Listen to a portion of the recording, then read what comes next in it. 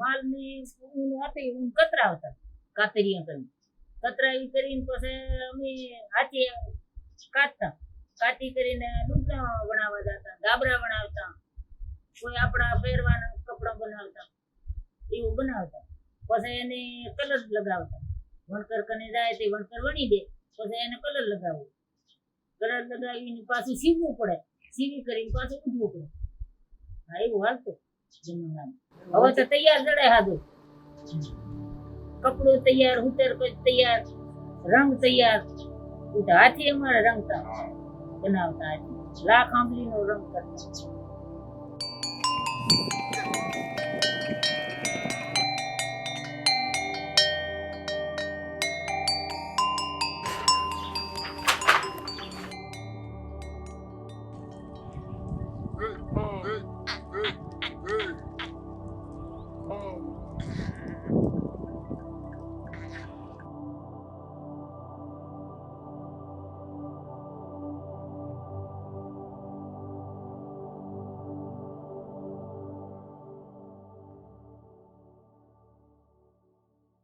મારું નામ મુરા કરણા, ગામ સોણસરા, ધંધો આ માલનો ઘેટા બકરા. કેટલા ટાઈમથી એ અમારી છઠ્ઠી પેઢી છે. મારું નામ વણકર રાણા જેમલ અને અમારે પરંપરાગત વણાટનું કામ છે અને ડીસી ઉલ એ અમારો એક ખાસ અમારો રોજગાર છે. મને અનુભવ છે તેમ અમે 7-8 પેઢીથી અમે દેશી ઉલ સાથે જ કામ કર્યું છે. અમારા કને ડીસી જ ઘેટા હોય, ડીસી હોય, પછી કોઈ કને મારવાડા હોય, ક્યાંય કને બરાડિયા હોય, ક્યાંય કને સિંગલા કેવા કહેવાય હોય, કાજરા હોય, ફાળા હોય, એની નિશાની. ઊન શેમાં સારું હોય? ઊન આમાં ડીસીમાં શું થાય? તો એની ઊન એને ખાય, મને ઘંટા બંધાઈ જાય, પછી આમાં રોગ પેદા થાય. ને ઘર માટે જ વાપરતા કે વેચાણ માટે? ના, વેચાણ માટે અમને ઘરે ખાપતા એટલે અમે રાખતા, બાકી વેચાણ માટે જ. અમે અમારે ઘર પૂરતા જ બનાવતા, જે અમને ઘરમાં લુગડું ખપે એ પ્રમાણે જ બનાવતા. એને અમે કાતરી કરી, એને વીખી કરી, આ રેંટિયાથી કેવું કરીને પછી આ વણકરને દઈએ એટલે અમારા લુગડા બનાવી દે, ખાથા બનાવી દે, અમારો પહેરવાસ કડિયા બનાવી દે, પાઘડી બનાવી દે, એ બધું બનાવી દે, ખાથીઓ બનાવી દે, ખાથા ઓટવાના બનાવી દે. આ ઊનમાંથી બને.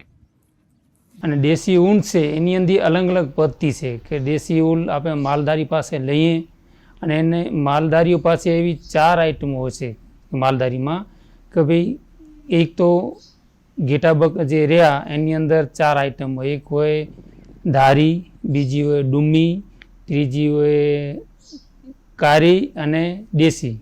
એની અંદરથી એક જ જે છે એની અંદર ઘેટા બકાની અંદર જે ડેસાણ હોય એનું મોઢું હોય લાલ, એનું પૂંછ મોટો હોય અને એના જે બાલ હોય એ સોફ્ટ અને લાંબા હોય.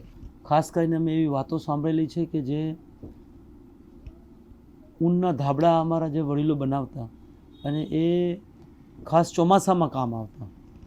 જ્યારે એને થોડું હાઈ ટ્વિસ્ટ કરી નાખી, રીડ પીક થોડું વધારે લઈએ અને એ કપડું જ્યારે ધાબળામાં બનાવીએ, વડીલો બનાવતા તો ત્યારે એ આખું કપડું એટલું મજબૂત બનતું અને એના જે ઊનના ફાઇબર્સ છે એ કપડાથી ઉપર આવતા, કારણ કે એ હાઈ ટ્વિસ્ટ છે. અને જ્યારે એ વરસાદ આવતો અને રબારી લોકો અને આવી રીતે પહેરતા તો ત્યારે વરસાદ ઉપરથી જ એ પાણી નીકળી જતું. એટલે કહેવાનો મતલબ એમ છે કે કચ્છનું દેશી ઊન છે એ શિયાળામાં પણ વપરાય છે, ઉનાળામાં બહેનો એને કપડાં તરીકે પણ વાપરે છે અને માલધારી લોકો એ ચોમાસામાં પણ વાપરે છે.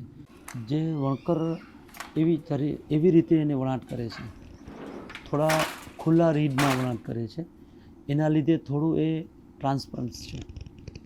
એના લીધે જે હવાની અવરજવર છે એ સતત જે બહેન પહેરવાવાળી છે એને બોડીને મળે છે. અને જે અમે જે ચોમાસામાં જે ધાબળો વાપરવાની જે વાત થાય છે એ જે આવી રીતે એક વર્ષમાં એક વખત જે ઘેટાને વાળની કતાઈ થઈ હોય ને એવા ઘેટામાંથી ઊનમાંથી એ ધાબળો બનાવવામાં આવે છે. કે એ ઘેટાના એક તો ફાઇબર્સ થોડા વાળ લાંબા હશે બીજું છે કે એ ઊન છે ને એ થોડું વધારે ઓઇલી પણ હોય છે, કે જેના હિસાબે એ પાણી છે ને એ જલ્દી એના ઉપરથી કપડા ઉપરથી નીચે આવી જાય છે. એટલે દરેક વસ્તુની બનાવવાની જે એની રીત છે એ ખાલી વણકરની એકની નથી, એ માલધારી લોકોની છે, એ ઊનની છે. એટલે આટલા બધા સાથે સમુદાય રહીને કામ કરે છે ત્યારે એક વસ્તુ સાચી બહાર આવે કે જે એક દેશી ઊનનું જે રબારી લોકો એક ભેળીઓ બનાવે છે, જે ખાસ કરીને માતાજીના મંદિર માટે એ બનાવે છે. અને એ દિવસે એ બહેનો અને ખાસ વણકર ભાઈઓ જે બનાવે છે તે વણકર એ પણ આખો દિવસ ઉપવાસ કરી અને એક ધાર્મિક માહોલ પેદા થાય છે અને ત્યારે એ એક પીસ તૈયાર થાય છે. આપણા શરીર માટે સાચું ઉપયોગી છે એટલે તો સ્વામિનારાયણના સંતો છે, જૈન સંતો છે, એ બધા એનું પાથરવાનું અને ઓઢવાનું એ બધું ઊન જ વાપરે છે. એટલે જેને આપણે કહીએ કે આપણા શરીરમાં જે હકારાત્મક ઉર્જા પેદા થાય છે એના માટેનું આ એક ઊન છે એ પવિત્ર છે.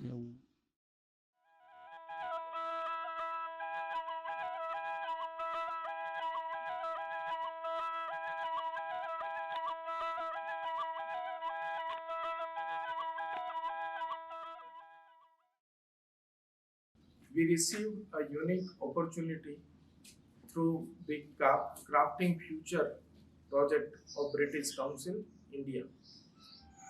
This was a unique initiative where Khamir applied along with our British partner Sari Jones of Fieldwork UK. We received this grant support before the corona pandemic started, and during that time period in January we also did a Desi Oon exhibition in Delhi. When we conceived this unique Desi Oon initiative, we tried to address various needs on the ground. એટલે વધારે પૂરતી આપણે એને જ ઉપયોગ કરતા ને પહેલાં કરતા, પણ વચમાં જે પરિસ્થિતિ એવી આવી કે બધા નર્સરીની અંદર ચેન્જ કરતા ગયા કે અલગ અલગ જે માલધારીઓ રહ્યા પોતાની રીતે એક અલગ જે ઘેટા મોટા થાય જલ્દી એના કારણે બીજા નસરો વાપર્યા બહારના, અને એનાથી જે દેશાણ જે હતું એ એનું બીજ ધીરે ધીરે ખતમ થવા લાગ્યું. એટલે વણાટકામનું વણકરને શું વળતર આપતા તમે? તેની તો હવે કેવું હતું ને વણકરનો તે 20-25 રૂપિયા હતા, તેની તે મોંઘાટ ન હતી એમ. હવે તો આ બધો ઊંડા ભાવ પડી ગયા ને વણકરે ક્યાં ગયા એ ખબર નથી. The foremost need was to create a market for the Desi Oon produced by the local Maldaris. The Desi Oon of these Maldaris were purchased by the Sheep and Wool Development Corporation of India at one point of time. They lost their market as the corporation stopped purchasing the local sheep wool in bulk. So we conceived this unique value chain around 4 years ago to address this basic need of the Maldaris. The second priority was to revive hand spinning in Kutch, which was unique identity of local Rabari and Darbar communities. कुछ सालों से वुल spinning का काम बंद हो गया था. 2017 में हमने बहनों रबारी कम्युनिटी की बहनों को वुल स्पिनिंग की ट्रेनिंग 300 बहनों को ट्रेनिंग देके वुल स्पिनिंग का काम फिर से शुरू करवाया है. Khamir worked with these communities and provided them the basic hand spinning charkha so that these women can practice their hand spinning skills at their homes. अभी खमीर के साथ 150 के आसपास बहनें जुड़ी हुई है जो वुल स्पिनिंग का रेगुलर काम कर रही है. बहनों को जो वुल स्पिनिंग का काम कर रहे हैं वो औरतों को वुल देने के लिए हम मालधारियों से शेयरिंग करवा के वुल लाते हैं। उनके बाद खमीर में वुल ला के उनका शॉर्टिंग सफाई वो सब करवा के फिर उनकी पूनी बनवाते हैं। पूनी बनवाने के बाद वो बहनों को प्रोवाइड करते हैं। तो उनसे पूनी से बहनें यान बनाती है। और अभी अलग अलग 15 गांव में वुल स्पिनिंग का काम हो रहा है खमीर का। પેલા નાના હતા ને ટીંડિયા કામ ચાલુ હતું અને હવે પછી બંધ થઈ ગયું તૈયાર કપડું આવતું તો તૈયાર જ પહેરતા ને લેતા અને હવે 4-5 વર્ષથી આવું ચાલુ કરી દીધું એટલે હવે પાછું કરવા માંડ્યું દોરા બનાવવા માંડ્યું। मेरा नाम दीपक जयपार है। मैं वरनौरा गांव से ताल्लुक़ लगता हूं। मैं पिछले 7 से 8 महीने से यहाँ खमीर पे काम करता हूं। ये देसी ऊन का ये लेफा है जो हम यहाँ की लोकल एरियाज़ की लेडीज़ हैं, खासकर रबारी समुदाय की, उनके पास से रेटिये से कटवाते हैं ये ऊन और ऐसे इसके बाद ये ऐसे तैयार होता है। तो उसके बाद हम यहाँ पे रेडी प्रोडक्ट होके आता है। उसके बाद इसको सॉफ्ट के लिए गर्म पानी में डाल के रख देते हैं सुखाने के लिए। फिर जैसे कोई कलर करना है तो कॉटन में तो उसको पहले से भिगो के रखना पड़ता है, लेकिन ये देसी ऊन पहले से ही इतना ज़्यादा वो नहीं होता, इसलिए गीला करके रख देते हैं। इसके बाद कोई भी प्रोसेस चालू करते हैं नेचुरल कलर की। मेरे यहाँ तो अभी यूनिट तो अभी 5-6 साल स्टार्ट किया है। पहले 10 साल 8-9-10 साल खमीर में काम कर रहा था और ज़्यादा से ज़्यादा यहाँ नेचुरल डाई होती है। इंडिको है, रेड, ब्लैक, येलो और ये सब होता है। और पहले स्टार्ट इंडिको के अलावा हमने हरड़ा करते हैं, आयरन वाटर होता है, उससे ब्लैक होता है, रेड आलूट से होती है, येलो प्रोमोगेट है, ये केसुड़े के फ्लावर पलाश के फूल होते हैं और मैरीगोल्ड से होता है। ये सब येलो इससे होता है और अलग अलग कलर मिला के हम 30 एक कलर डाई करते हैं नेचुरल में। यहाँ खमीर में हम डाइंग स्टूडियो में वूल यार्न का जो भी रेगुलर डाइंग होता है उसके अलावा हम अलग अलग शेड में भी R&D करते हैं। और साथों साथ जो हमारा जो टेक्सटाइल लैब है वहाँ पे हम यार्न का टेस्टिंग करते हैं। साथ उसके साथ शेड में जो कितने वेरिएशन होते हैं उसमें कितना कलर ब्लीड होता है, वॉशिंग फास्टनेस और रबिंग फास्टनेस चेक करते हैं ताकि उसमें हम थोड़ा बहुत सुधारा कर सकें।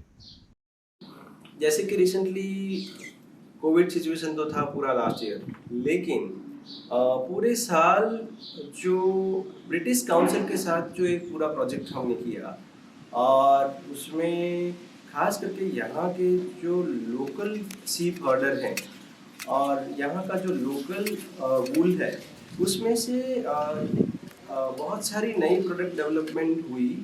और यहाँ के कुछ सीनियर आर्टिजन डिज़ाइनर हैं और ब्राइट जैसे जो एंटरप्रेन्योर जो वीवर एंटरप्रेन्योर हैं उन्होंने वुल को लेके थोड़ा डीप में ज़्यादा उसको समझने की कोशिश की उन्होंने और पूरी नई प्रोडक्ट रेंज उन्होंने डेवलप की है। Team worked on ground as well as through online sessions and carried out the very unique design intervention that resulted in one of the best product of this time. We developed floor coverings, cushion covers, rugs, daris through this initiative on ground.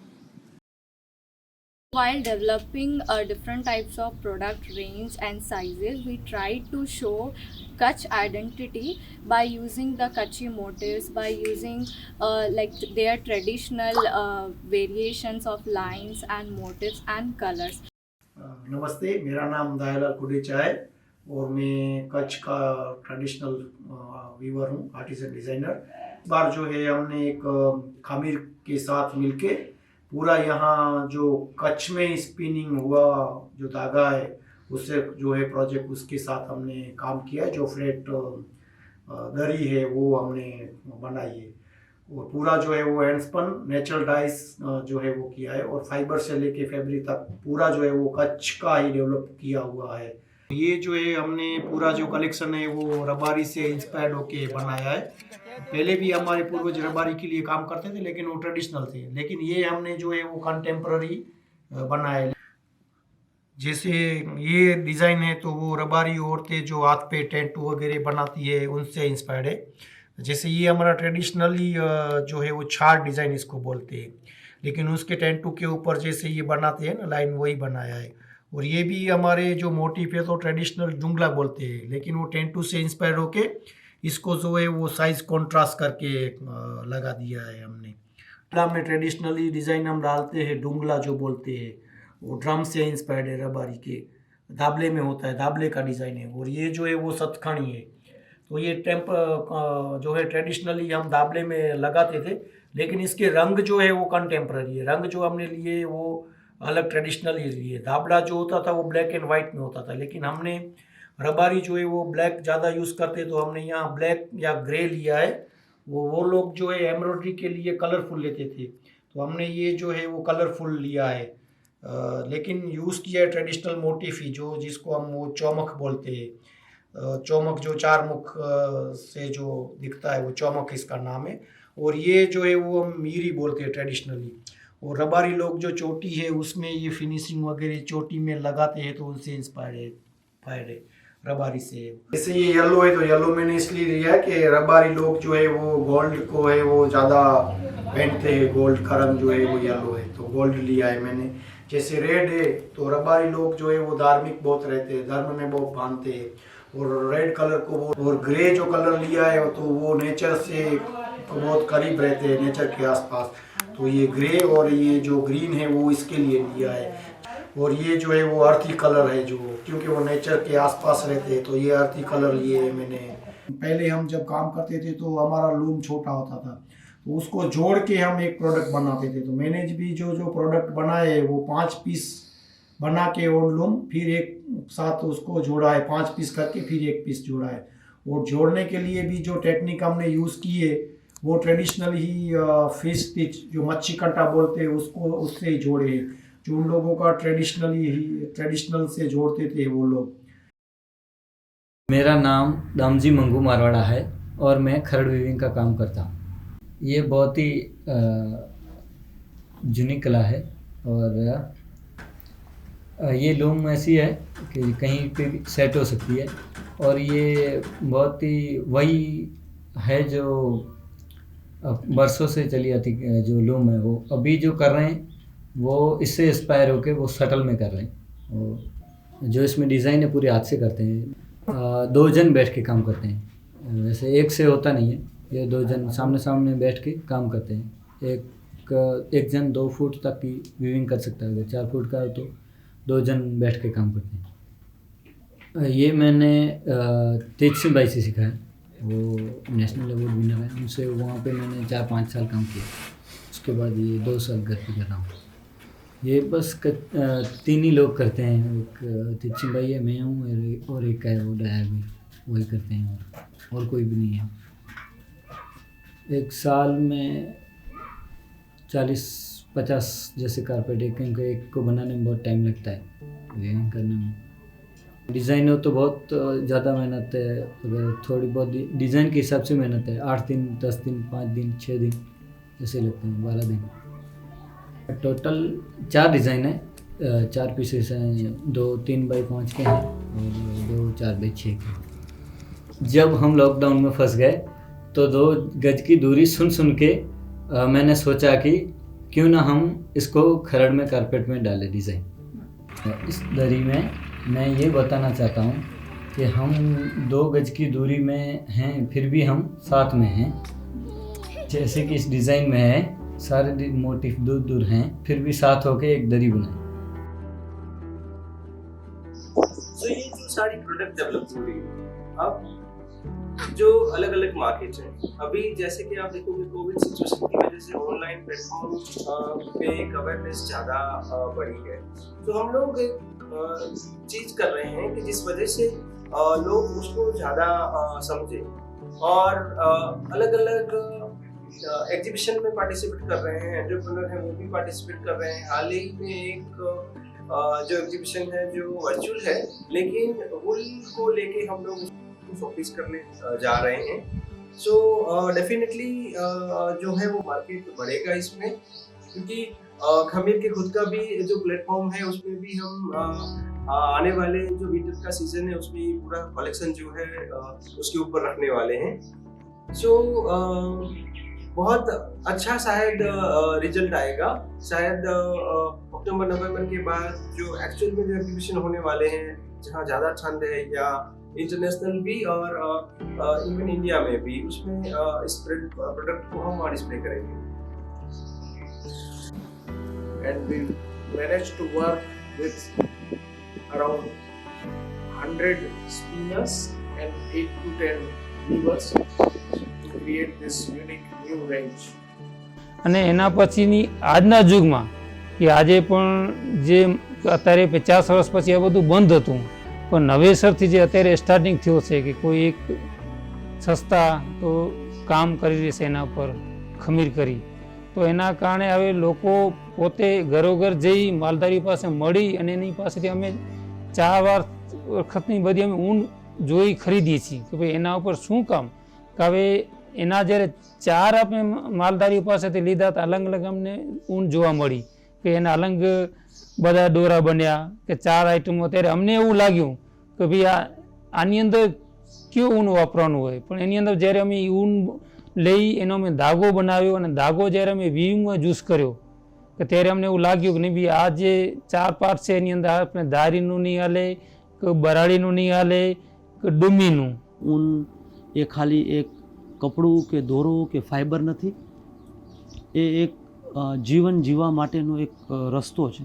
અને એ જ એ આપણે દર્શાવે છે કે જે સંબંધ છે એ અમારા વડીલોના પહેલાં જે હતા રબારીઓના આજે એ ટકી રહ્યા છે. We are hopeful that we will get a good market response both in India and UK, and it will help us to sustain the project related activities on the ground.